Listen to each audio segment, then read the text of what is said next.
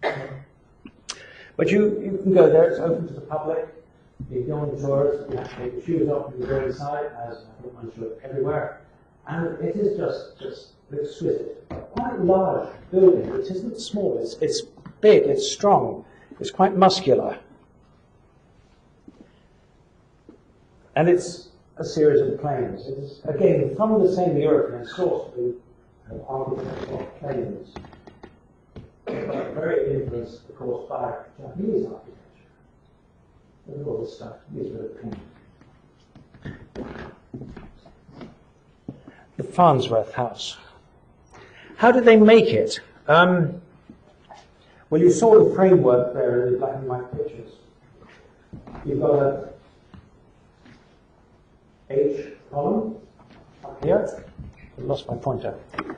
You've got an H column, square intersection, if you like. You've got an ID. That's what an ID. That's the C section being.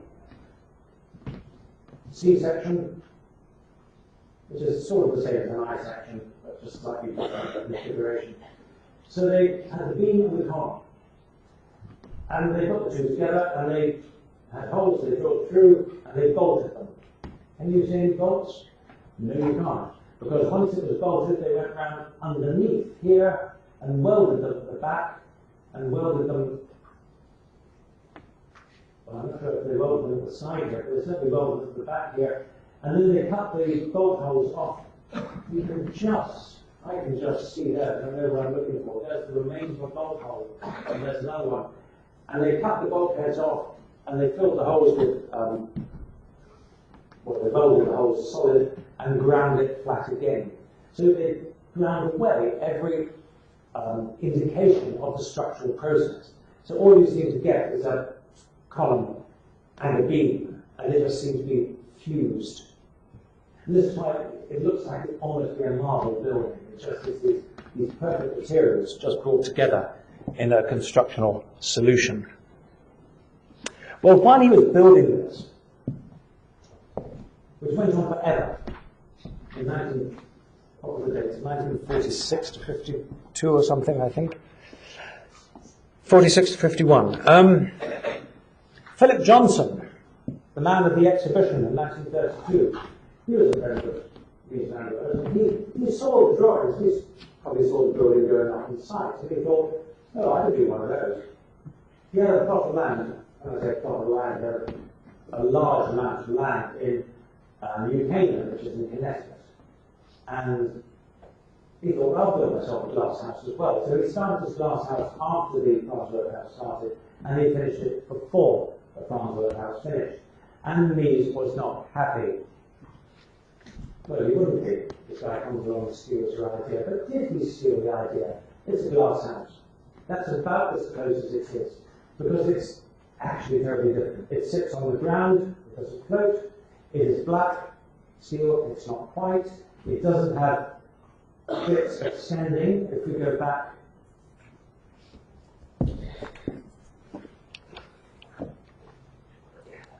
oh, I see, we can go forward.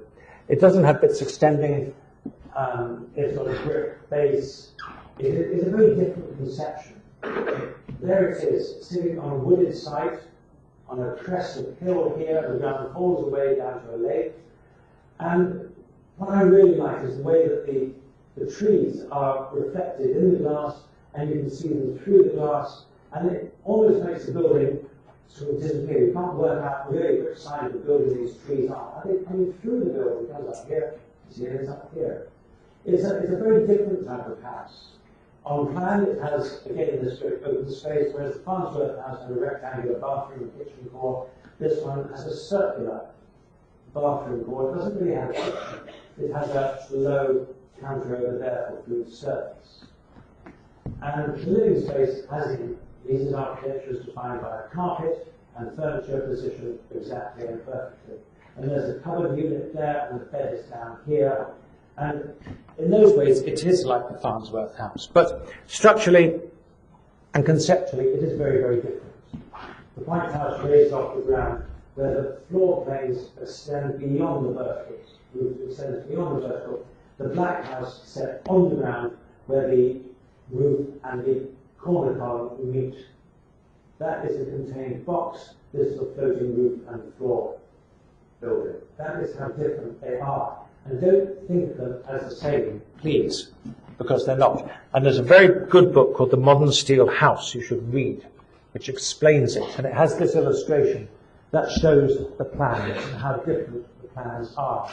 This is, I think, 2 to 1, if I remember rightly, twice as long as it is broad, or more or less. This is about 3 to 5 or something like that. The proportions are quite different. There's the circular toilet block, there's the rectangular kitchen, bathroom block. It's a totally different building. So you go inside the Johnson house, and this is what I went to talk to Johnson about. I said, Mr. Johnson, I'd like to talk about this house. What do you want to talk about that for? He said. He was very grumpy. And I think that was before I damaged his silk tie. He told me that, you know, this great view out of the window, which you can't see very well, but believe me, there's a great view over there. He said that's very expensive wallpaper. By which he meant he had to buy the hillside on the other side of the valley to stop somebody building there. The hillside over there, that shadowy mass, was his wallpaper. He's got the furniture, as I say, on the carpet. It defines the sitting space. There's the cupboard behind which is the bed. There's the fireplace on the back end of the tower, which is the bathroom core. And here's a Poussin, a painting by Nicholas Poussin. And it has no frame to it. French 17th century landscape artist. This would be worth thousands and thousands, hundreds of thousands of dollars. And it has no good frame. So it was a for the metal around to hold it together. But it's like the house, you see. There's the landscape without a frame. There's the landscape without a frame. So the picture and the house are playing this game of association.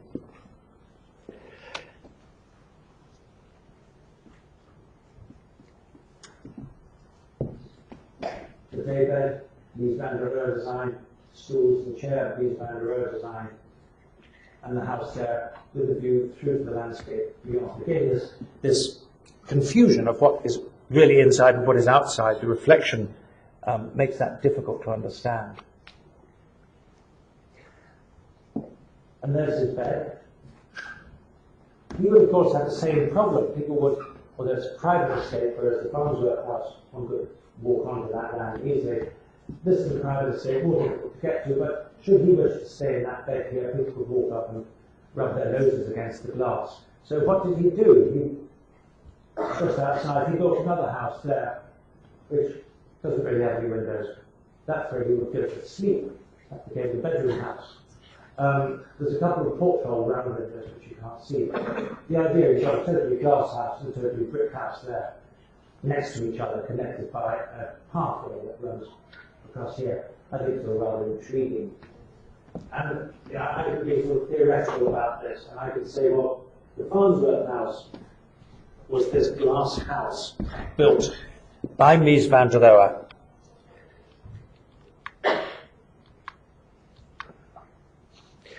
The Farnsworth house was this glass house built by Mies van der Rohe for Edith Farnsworth. And he left her there in this glass box and he walked off. She was like a mannequin in a shop window. Mannequin, those figures which put clothes on. She was there, a commodity to be sold for whoever wanted her. Because he didn't want her anymore, he got what he wanted. And then the corollary, the opposite, the other point of view. Here's Philip Johnson building his own glass house, where he positions himself inside it as the object of desire, inviting people to come and purchase him. So one is the occupier as subject and the other one's the occupier as object.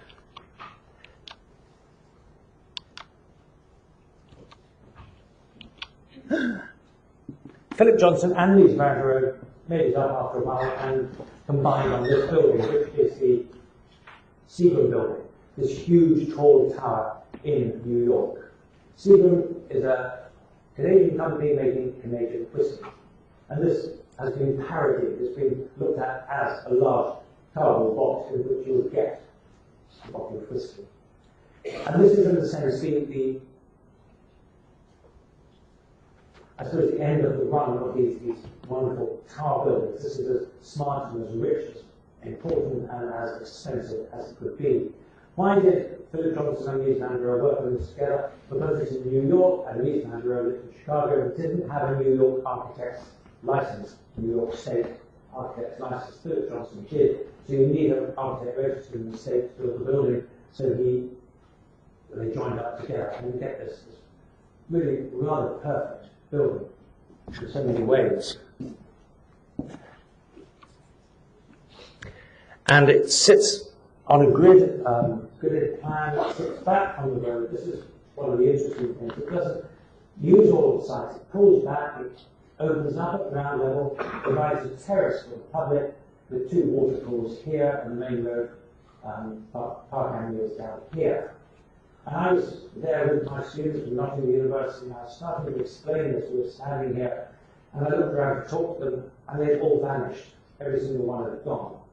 And the reason was, I noticed there was something going on the other side of the road there. It was Harrison Ford filming a movie.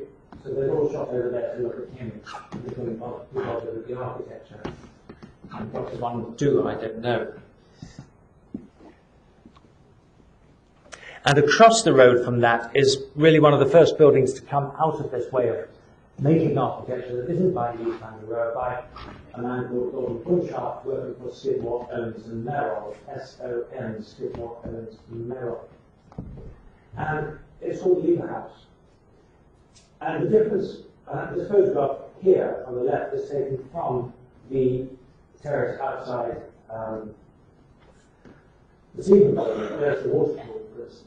And what you get here is the same sort of building, but it's turned 90 degrees to the road, and it creates a public plaza here, but a plaza contained within a low-level building. There's a courtyard in the centre and it's public space. So what these buildings are doing is really trying to give back the city to be pedestrian, the city that has been taken up by big, tall, high-rise buildings, such as that one there, the Racket Club and the King White, and take it back and give public space to the pedestrian out there on the street. And Gordon Bunshaft has really become the star, I think, of Skidmore, Owens and Merrill, and this is just an art gallery in Buffalo, the Albright Knox Art Gallery, a very crisp, very elegant black box just sitting there on top of a white box, for contrast, with some strange things in the foreground.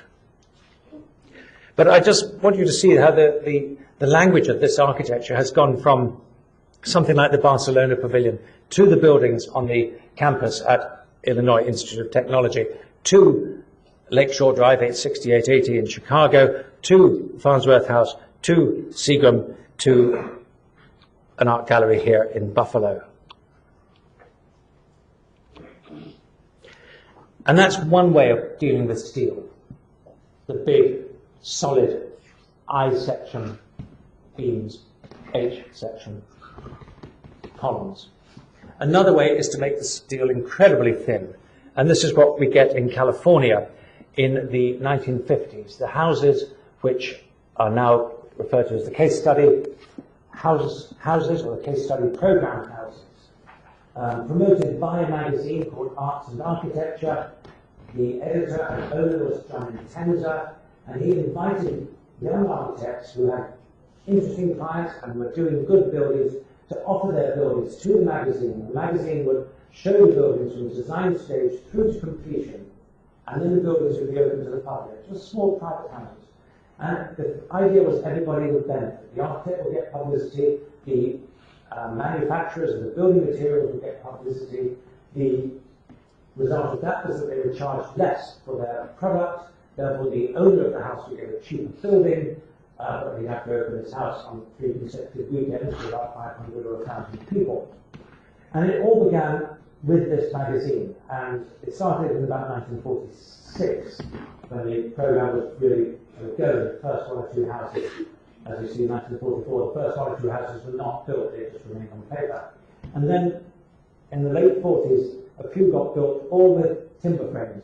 But in 1949, the first one with a steel frame actually got built. And this was for the repair of houses.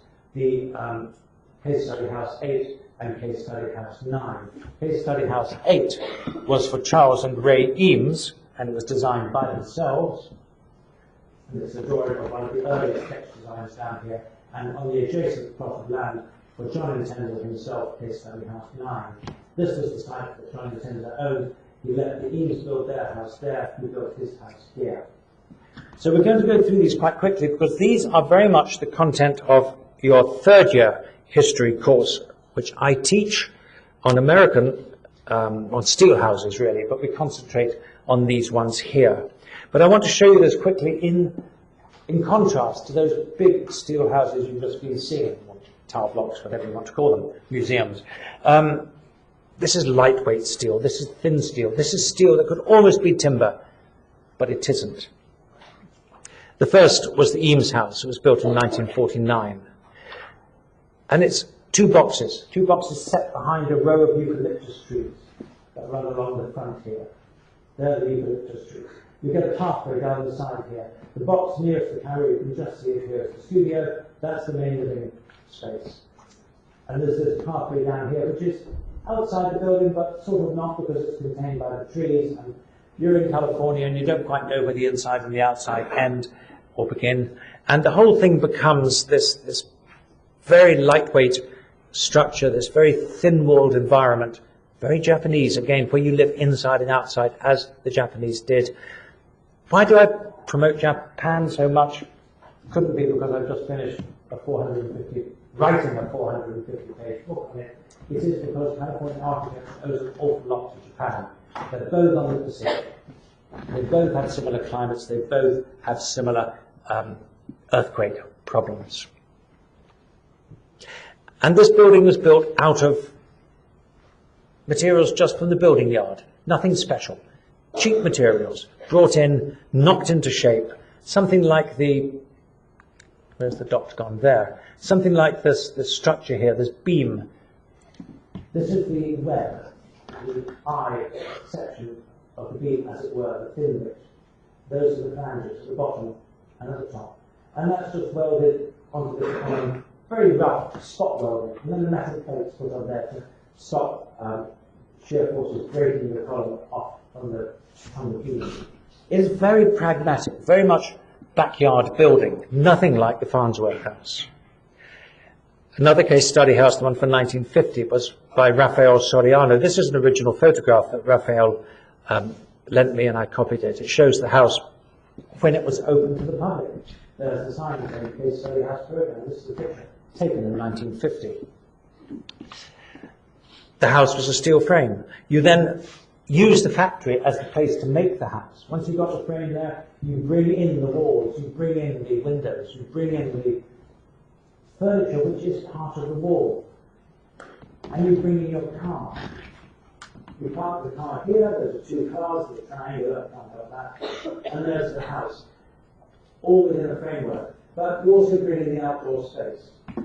The courtyard here, which is this area down here, off the kitchen, a barbecue courtyard. And you're indoors and you're outdoors, and you're all within the framework. And even your car, which comes from the outside, becomes part of your furniture in the house. Another case study house by a man called Craig Elwood. This is the last of his 3 case study houses. And this has a very lightweight steel frame, very much a component design building, where you have panels of glass, panels of solid, which would be a timber sandwich construction, and this steel frame, all modular. And you can move the windows around, and you can't just move the window, you have to take it out and reposition it, or you can reposition the walls to configure, to reconfigure, to change the arrangement of the house within the grid of this very lightweight steel frame. There's the house under construction. And the steel frame would arrive in great big sections, like goalposts from a soccer field. I-section beam, square section columns, little box section columns. And it was all assembled, actually these weren't I-section, these were box section. Hollow box section columns, hollow square section box columns, assembled on site, put the roof on. Once you've done that, you've got a dry site, you've got a site with shelter from the fierce sun, and you come along with bits of walling, you just flip them into place and fix. It's a very, going back to Richard Neutra, it's the sort of factory-made house. Pierre Koenig, another of these great architects in the late 1950s, 1960s. I just finished another book on him. I mean, writing the book. When I say I finished the book, I don't mean reading it, I mean writing it. It's what I was going to do. And two of the case study houses, number 21, number 22. This is very famous. It appears in all sorts of movies and advertisements. It sits on a hilltop here, overlooking Los Angeles. I just love the bumblebee there. The house is L-shaped. It is around a swimming pool here. The kids used to dive off the roof there into the pool. They would roller skate around the house. I mean, it was a family house. The family was Carlotta and Buck Stahl, S-T-A-H-L, which is the German word for steel, and they lived in a steel house. So this was the Stahl house for the Stahl family, or the steel house for the Steel family. If you understand it, Catholic will understand that, since it's German. Don't you? This is Pierre Koenig, this is 21, case study house 21.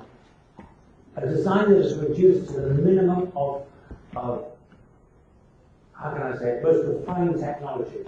He would say there were two details on this house, one north-south and one east-west. So the east-west walls had all the same detailing, the north, that's the south wall, and the north wall at the other end had all the same detailing. It was just a very simple, contained space. Factory-made windows, factory-made windows. The span of the house is dependent upon the size of the windows you can buy from the factory. That's how you keep the cost down. And while all that was going on in California, you get a different world 3,000 miles away on the East Coast. People like Louis Kahn, building in concrete, doing much more sculptural architecture, but nevertheless an architecture of parts and components. This is the Richards Medical Research Laboratories, as it says. And what I want you to see here is something with a fundamental design process that you could take. You've heard of less is more, which I didn't mention on the list, as you know it so well. This is servant and served spaces. The servant space is the elevator, the toilet, the stairs. The served space is the office, the sitting room, the laboratory. These are the servant in one expression. A brick tower, a brick tower, a brick tower, another brick tower. Those are the servants. They serve the building. These are the served offices, study rooms, library, whatever it is. And when you design a building in the studio, you can take this philosophy and apply it rigorously. So you build a brick tower, and then you put a lightweight floor across to the next brick tower. The lightweight floor would be the lecture room, the studio, whatever it is, and the brick tower would be your elevators and your stairs. The servant here, there. And the expression is absolutely different. They are very different buildings, or sorry, different parts of the same building. And maybe one of the most fabulous buildings where this happens is the Salk Institute in La Jolla in California. You should be grateful for this. Salk, Mr. Salk, whose first name I can't remember. Josiah, Judas, Jeremiah. Salk, S-A-L-K. He was a scientist. He invented the polio serum. So none of you get polio because of Mr. Salk. It was an amazing invention. And the Salk Institute, in its honor, is there, this science research laboratory with a great platform, these wings going down the side, full of little laboratories or offices. Just see one peeking through here. And you look the other way inland, and there are all the little offices. And you can go in there and you can work on your experiments and write your theses and your papers, and then you can come out and you can wander around here with your other scientist friends. And then you go back and carry on working. And the servant and the served doesn't show up so much vertically as horizontally. And between these levels, that's the sort of served level. The servant level is down here and there, particularly further back in the site. That's where you get all the tubes and the air pumps and the equipment that run the laboratories. We have horizontal service floors and horizontal servant floors providing the service, and then the studio or the study spaces or the laboratories are above and below. And Louis Kahn has an ability with concrete, and he makes it look almost like it's made of marble, sort of thing that Tadeo Ando does. And this is the famous Kimball Museum in Fort Worth. Why does it look like this? Why does it look like a series of barns or concrete cow houses? Because it is in Texas, it is in cattle country, so it's a local vernacular form, if you like, being used to provide a really exquisite concrete and travertine marble building as a shelter for artwork.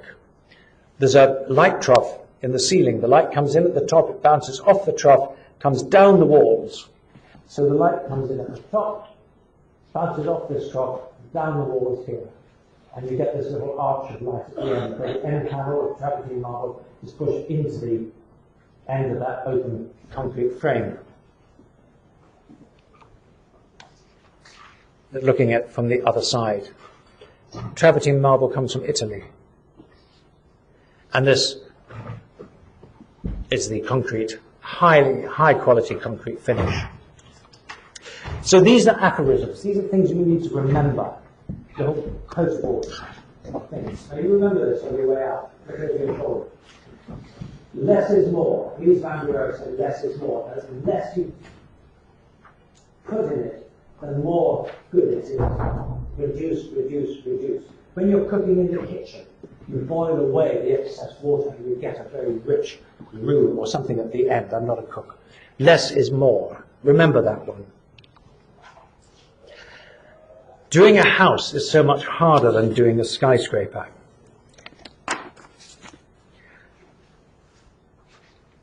Philip Johnson. I couldn't even remember who said this. Doing a house is so much harder than doing a skyscraper. Well, we see the skyscraper. You do one house and you just raise it up 20 stories. That's easy. Doing a single house like Philip Johnson's glass house, that's what is much more difficult. Charles Eames, the Eames House, that very lightweight pavilion with coloured walls in California. The message there is the details are not the details, they make the design. Start with the details and then you will have the design. And serve and servant spaces, which I talked about with the Louis Kahn buildings. 4 messages to take back to the design studio. To say to your tutor, I'm doing served and servant spaces. Less is more.